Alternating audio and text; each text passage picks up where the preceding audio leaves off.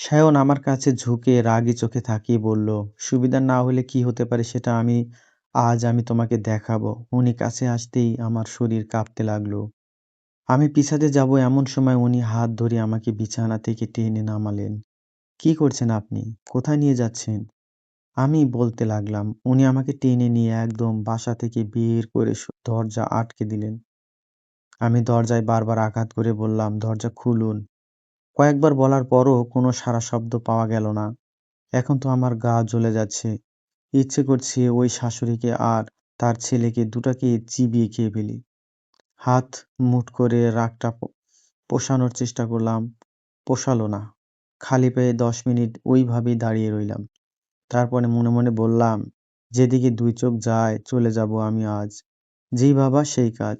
আমি নিচে নেমে এলাম সিঁড়ি দিয়ে। লিফটে চড়তেই ভয় লাগে। নিচে আসতেই আশপাশের সবাই তাকাচ্ছে আমার দিকে। নিচে রিসিপশনের মহিলাও তাকাচ্ছে আসলে আমার দিকে না, আমার পায়ের দিকে, কারণ আমি খালি পায়ে। আমি একটি দীর্ঘ নিঃশ্বাস ফেলে তাদের দিকে তাকিয়ে ব্যঙ্গ হাসি দিয়ে বললাম, খালি পায়ে কি কাউকে প্রথম দেখছেন আপনারা? হ্যাঁ, আজ আমার শহীদ দিবস, তো তাই আমি খালি পায়ে, বুঝতে পেরেছেন? বলে আমি হাঁটা ধরলাম। অনেক দূর পর্যন্ত হেঁটে মনে পড়ল যে আমি কাল দুপুর থেকে কিছুই খাইনি। পেটে হট্টগোল হচ্ছে আর মাথা ঘুরছে এখন। এমনই কপাল আমার। আবার ফিরে যাব। নাহ, কেন ফিরবো? আমার কি মান-সম্মান নেই? কিন্তু কিছুই তো চিনি না এখন। শাওন দরজা খুলে বের হলো অফিসে যাওয়ার জন্য। এদিক-ওদিক চোখ বুলিয়ে আমাকে দেখতে পেল না। তাই নিজের মাথা থেকে আমার চিন্তাটা ঝেড়ে ফেলে দিয়ে নিজের মতো অফিসে চলে গেল। সায়ন নিজের অফিসে বসে বসে ফাইলগুলো চেক করছে। এমন সময় পিশামণি ফোন দিল। হ্যালো, বাসার টেলিফোনে কতবার ফোন দিচ্ছি, কেউই তো ধরছে না। মিলা কোথায়? তুমি কোথায়? উল্টো প্রশ্নটা করল সায়ন। কোথায় আবার সুন্দরবন? সকালে তো ফোন করেছিলাম। সায়ন ভ্রু কুঁচকে বিরক্তির সাথে বলল, তুমি ওকে না নিয়ে গেছো কোনো? আর ওকে জানিয়েছো কেন যে আমি তোমাকে টাকা দিয়েছি? আরো কি কি বলছো আমি নাকি ওকে জোর করে রাখছি? কি বলছো ওকে তুমি? পিশা একটু কেসে বলল, আমি কখন কি বললাম। ওকে ফাইন, তোমাদের কাজ তোমরা করো আর আমার কাজ আমি করব। আমি ওকে আমার সাথে আর রাখছি না। সায়ন শোন শোন। কল কেটে দিল সায়ন। টেবিলে ফোনটা ফেলে টেবিলের উপর দুই হাত মুঠ করে তার উপর মাথা দিয়ে রইল। তখনই দরজা টোকা পড়ল। সায়ন মাথা তুলল। সুমনা দরজা ঠেলে ঢুকলো। কি রে, কি করছিস? সায়ন মাথা তুলে বলল, নাথিং। কিছু হয়েছে? না, তোর মা ফোন করেছিল। ফোন ধরছিস না কেন ওনার? একটা নিঃশ্বাস ফেলে সায়ন বলল, বস।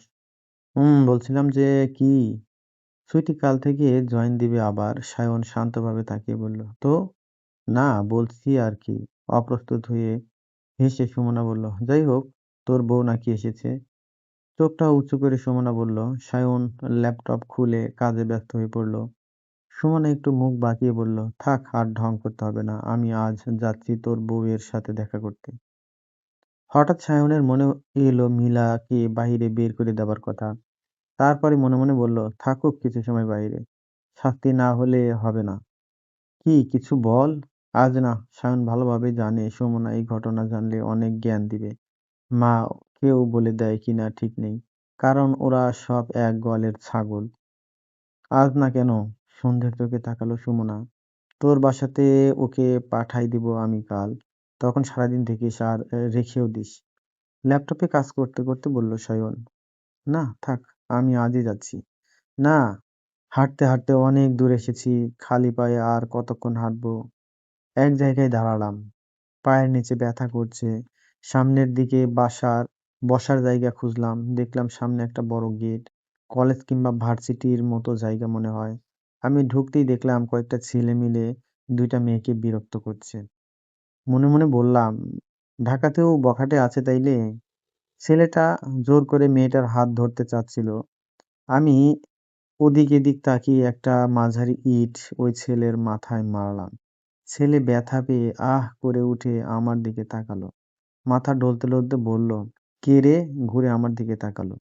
মেয়ে দুইটা সরে পড়লো। আমি অবাক হয়ে মনে মনে বললাম, বাহ, যার জন্য এত কিছু করলাম তারাই কেটে পড়লো। এখন ছেলেটার ফ্রেন্ডগুলো আমার দিকে ভ্রু কুঁচকে তাকিয়ে আছে। আর ছেলেটা বিরক্তির ভঙ্গিতে মাথা ডলতে বলল, নিউ মাল নাকি, তাও আবার শাড়ি পরে কলেজে এসেছে। বলেই সবাই হাসতে লাগলো একসাথে। যদিও জোশ দেখতে মাইরি বলেই আমার কাছে এগিয়ে আসতে লাগলো। আশপাশের লোকজন যে যার মতো ঘুরে বেড়াচ্ছে, গল্প করছে। চিৎকার করব কি করব না বুঝতে পারলাম না। তাই আমি পেছাতে গিয়ে এক ছেলের সাথে ধাক্কা খেলাম। তাকিয়ে দেখলাম স্যুট-কোট পরা এক ছেলে। ধাক্কা খেয়ে আমার দিকে উনি তাকালো। যাক, কাউকে তো পাওয়া গেল। ইতিমধ্যে ছেলেগুলো থমকে দাঁড়িয়েছিল। আমি ওই ছেলেকে বললাম, যাক, আপনি এসেছেন তাহলে? ওদেরকে ধরে ২-৪ টা দিন তো আমাকে বিরক্ত করছে। ছেলেগুলো ভয়ে এদিক ওদিক চলে গেল। আমি হাঁপ ছেড়ে বাঁচলাম। ছেলেটা স্বাভাবিকভাবেই আমার দিকে তাকিয়ে আছে। ধন্যবাদ আপনাকে অনেক, হাসিমুখে বললাম আমি। উনি আমার পায়ের দিকে তাকালেন। আমি চোখ ছোট ছোট করে বললাম, এ তো হাঁ করে দেখার কি আছে? কাউকে কখনো খালি পায়ে দেখেননি? ছেলেটা হাসিমুখে বলল, দেখেছি, কিন্তু তাদের খালি পায়ের সাথে সাথে ছেঁড়া জামাকাপড়ও পরে থাকতে দেখা যায়। আমি বুঝলাম উনি ভিক্ষুকদের কথা বলছেন।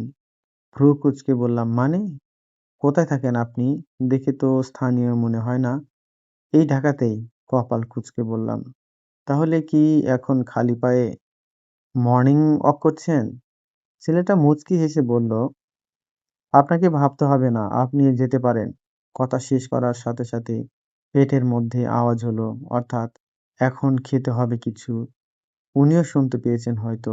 আমি অপ্রস্তুতভাবে হাসলাম। উনি করুণ দৃষ্টিতে বললেন, আপনাকে দেখে মনে হচ্ছে আপনি হারিয়ে গেছেন।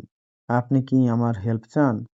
আমি কিছু না বলে তাকিয়ে রইলাম। উনি হেসে বললেন, চলেন প্রথমে কিছু খেয়ে নেওয়া যাক। না, না, আমার খিদে নেই। আর আমি একাই যেতে পারবো। উনি একটা নিঃশ্বাস ফেলে বললেন, তাইলে আর কি, আমি যাই, আপনি থাকেন। পাশের দোকানে অনেক ভালো খিচুড়ি বিক্রি হয়। উনি হেঁটে চলে যেতে লাগলেন। আমি মনে মনে বললাম, মিলা, এখন এত মান সম্মান দিয়ে আর কি করবি? আগে পেট পূজা কর, তারপর দেখা যাবে। আমিও ওনার পিছে পিছে যেতে লাগলাম। খিচুড়ি দিয়ে গেল দোকানদার মাত্র ১ প্লেট। আমার দিকে প্লেট ঠেলে দিয়ে ইশারা করে খেতে উনি বসলেন। বললেন, আমি একবার আর চোখে নিচের দিকে তাকিয়ে পর খাবার প্লেটে মনোযোগ দিয়ে খেতে লাগলাম। আপনি খান, আমি আসছি, বলে ছেলেটা বাইরে চলে গেল। আমার খাওয়া শেষে ছেলেটা হাজির হলো। আমার সামনে একজোড়া জুতা রেখে বলল, নিন, এটা পরুন। আমি ইতস্ত বোধ করে বললাম, আমার লাগবে না। উনি বললেন, বাসার সামনে গিয়ে দিয়ে দিবেন, এখন তো পড়েন। আমি পড়লাম। শাড়ির সাথে জুতা, পারফেক্ট ফকিন্নি লাগছে এখন। তাও কি আর করার, পায়ের নিচে মনে হয় ছিলে গেছে। শাওন দুপুরের পরই আজ বাসা ফিরল। মনে করেছিল দরজার কাছে আমাকে দাঁড়ানো পাবে, কিন্তু না। কপাল কুঁচকে ঠোঁটের কোণা কামড়ে কিছু একটা চিন্তা করে আবার নিচে নেমে এলো। সায়ন দারোয়ানকে জিজ্ঞেস করলো, একটা মেয়েকে দেখেছেন, কমলা শাড়ি? দারোয়ান মাথা নেড়ে বলল, হ্যাঁ স্যার, সকালে খালি পায়ে এক মেয়ে। কোথায়? বের হতে তো দেখেছি স্যার, তারপর তো আর দেখিনি। ড্যাম ইট, কোন দিকে গেছে? এদিকে স্যার। সায়ন গাড়ি স্টার্ট দিল। আমার গাড়িতে উঠুন, আমি আপনাকে বাসা ছেড়ে দিচ্ছি। এত জলদি বাসা গিয়ে বসেই থাকতে হবে? তাও যাওয়াই ভালো। উনি অনেক হেল্প করেছেন আজ আমাকে। ওনাকে আর না জ্বালানোই ভালো হবে। খুঁজে খুঁজে বাসা আসতে বেশ সময় লাগলো, প্রায় ২ ঘন্টা। রাস্তা নিজে গুলিয়ে খেয়েছি, তাই উল্টাপাল্টা রাস্তা বলে বেশি টাইম চলে গেল। যাই হোক, শেষমেশ চিনলাম। ইচ্ছে করেই বাসার ছাড়িয়ে একটু দূরে যাবার পর ওনাকে থামাতে বললাম, অনেক ধন্যবাদ আপনাকে, সত্যি। হাসিমুখে বললাম, প্লেজার ইজ মাইন। উনি বের হয়ে এসে গাড়ির দরজা খুলে দিলেন। আমরা পরস্পরের মুখোমুখি দাঁড়ালাম। আমি হাসিমুখে বললাম, ভালো থাকবেন। আপনিও। আর সবাইকে বিশ্বাস করবেন না, এই শহরের আপনার অনেক কিছু জানা ও শেখা বাকি। হালকা হেসে বলল উনি। আমি প্রশ্নসূচক চোখে তাকালাম। সায়ন সেই মুহূর্তে সেদিক এদিক সেদিক গাড়ি নিয়ে খুঁজে ফিরে এসে গেটের কাছে গাড়ি থামিয়েছিল। তখনই আমাকে দেখতে পেল। স্বস্তির নিঃশ্বাস ফেলে নামার জন্য গাড়ির দরজায় হাত দিতেই দেখতে পেল আমি একটা ছেলের সাথে হাসিমুখে দাঁড়িয়ে কথা বলছি। সায়ন ভ্রু কুঁচকে তাকিয়ে তারপর গাড়ি থেকে নেমে আমাদের দিকে হেঁটে আসতে লাগলো। আচ্ছা, তাইলে গুড বাই বলে ছেলেটা বলল। আমিও হাসিমুখে বললাম, হ্যাঁ, গুড বাই বলেই ছেলেটা গাড়িতে ঢুকে গাড়ি স্টার্ট দিল। আমি তার চলে যাওয়া গাড়িটার দিকে তাকিয়ে তারপর পিছনে ঘুরতে দেখলাম সায়ন দাঁড়িয়ে আছে। মুখের হাসি কুতুব মিনার চলে গেল, বরং আমার চোখে এখন স্পষ্ট রাগ ফুটে উঠেছে। উনি এসে কপাল কুঁচকে আমার সামনে দাঁড়িয়ে বললেন, কি করছো এখানে তুমি? তা জেনে আপনি কি করবেন? দেখতে পাচ্ছেন না? সায়ন রেগে কিছু একটা বলতে গিয়েও বলল না, উল্টা হেঁটে নিজের গাড়ির কাছে যেতে লাগলো। আমি বললাম, আরে, চলে যাচ্ছেন মানে? আমাকে কি সারা রাতও বাইরে রেখে দিবেন নাকি? সায়ন ঘুরেও তাকালো না। উনি গিয়ে গাড়িতে বসে গাড়ি নিয়ে গেট দিয়ে ঢুকলো। আমি একটা নিঃশ্বাস ফেলে বললাম, কেন?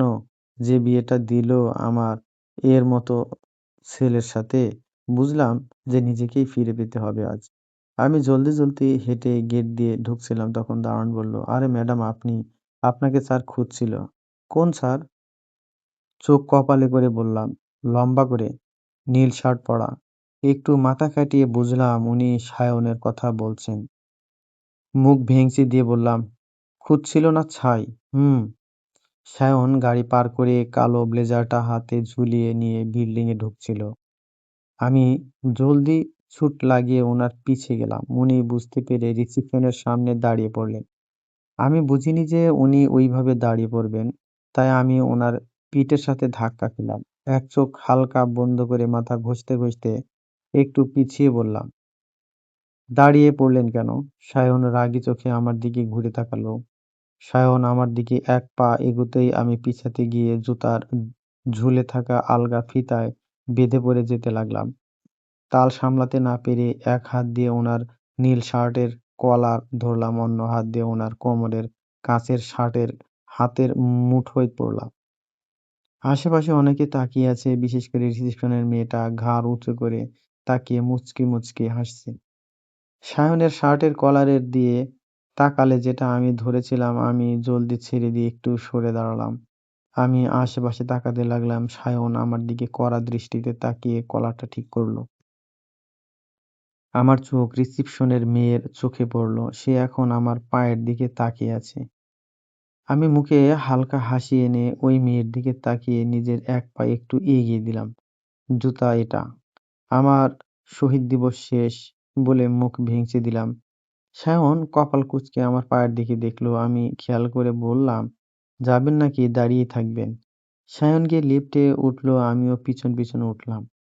সাথে আরো কয়েকজনও উঠলো। আমি এক কোণায় আর সায়ন অপর কোণায় দাঁড়িয়েছি। লিফটের মধ্যের এক মেয়ে সায়নকে বলল, আপনি সায়ন না? সায়ন মেয়েটার দিকে তাকালো। হ্যাঁ, আপনিই তো। আমাকে চিনেছেন?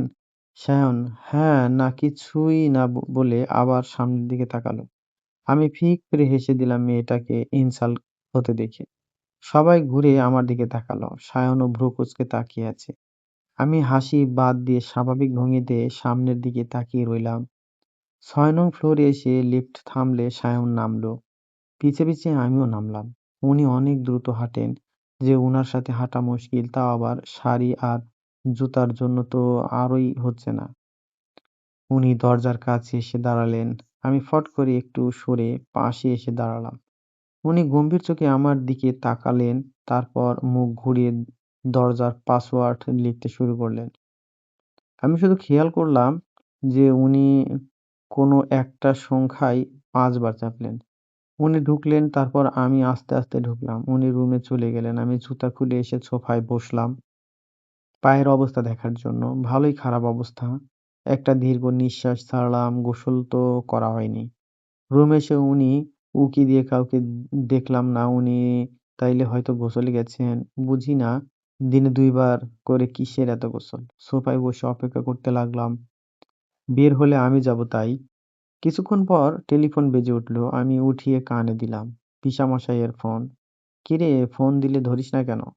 সেই সকাল থেকে দিচ্ছি, পিশামণির উপর প্রচুর রাগ হচ্ছে। বলে উঠলাম, এখানে আমাকে একা রেখে কেন গেলা? কেন, কি হয়েছে? আমি রাগের কারণে আর নিজের মুখ সামলাতে পারলাম না।